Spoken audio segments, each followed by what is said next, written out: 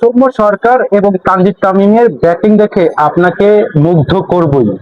বাংলাদেশ বনাম জিম্বাবুয়ের তৃতীয় ওডিআই ম্যাচে বাংলাদেশ যেভাবে ব্যাটিং করেছে 200 রানের টার্গেটে, সেটা অবিশ্বাস্য, অবিস্মরণীয়। সিরিজ হেরেছে বাংলাদেশ, একটা আতঙ্ক ছিল সিরিজ হোয়াইট ওয়াশের, জিম্বাবুয়ে বাংলাদেশকে হোয়াইট ওয়াশ করবে এরকম একটা আতঙ্ক ছিল।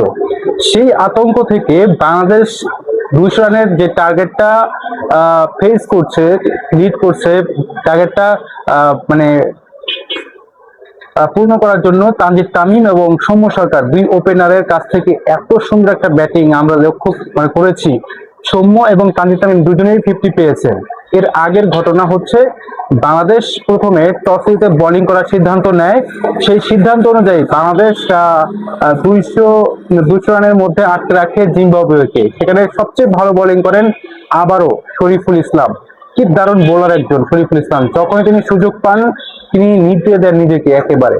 শরীফুল ইসলাম তিনি 4 উইকেট নেন, 4টা উইকেট নেন তিনি এবং 44 রান খরচ করে, কি অসাধারণ। মোহাম্মদ সাইফুদ্দিন দলে এসেছেন মুস্তাফিজের জায়গায়, সেই মোহাম্মদ সাইফুদ্দিন তিনিও মানে এত সুন্দর বোলিং, 37 রানে একটা উইকেট দেখা পেয়েছেন 9 ওভার বোলিং করে। তানভীর ইসলাম তিনিও ভালো বোলিং করেছেন, 37 রানে 2টা উইকেট পেয়েছেন। মেহেদী হাসান মিরাজ উইকেট পেয়েছেন একটা।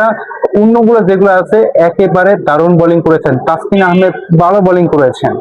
তো এই ভালো বোলিং এর রাডারেই বাংলাদেশ 200 রানের মধ্যে জিম্বাবুয়ে আটকে দেয় এবং বাংলাদেশ খুব সহজেই এই 200 রানটাকে চেস করে ফেলে। তানজিদ তামিম, সৌম্য সরকার যেটা করেছেন, সৌম্য সরকার প্রথমে একেবারে নিজেকে সামলিয়েছেন, টাইম নিয়েছেন, তবে সৌম্য সরকার তার স্ট্রাইক রেটটা মানে সময়ের সাথে তিনি পার করেছেন, খুব ভালো একটা রিদমে তিনি নিয়ে গেছেন।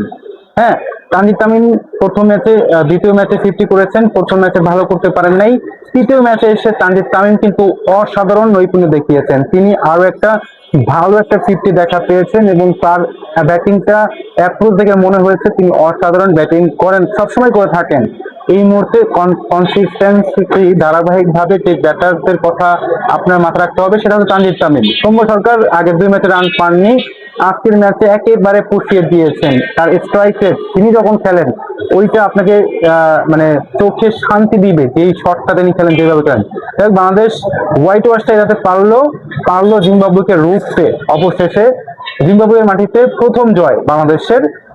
এই ম্যাচ জয়ের জন্য বাংলাদেশের সবচেয়ে বেশি কার্যকর হয়েছে দুই ব্যাটারের। শরীফুল ইসলাম দারুণ বোলিং করেছেন, নাহিদ রানা ছিলেন না, সাইফুদ্দিন ভালো বোলিং করেছেন।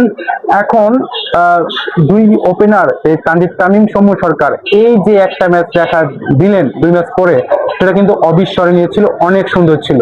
আপনাদের মন্তব্য কমেন্টসে আশা করছি। ধন্যবাদ সবাইকে।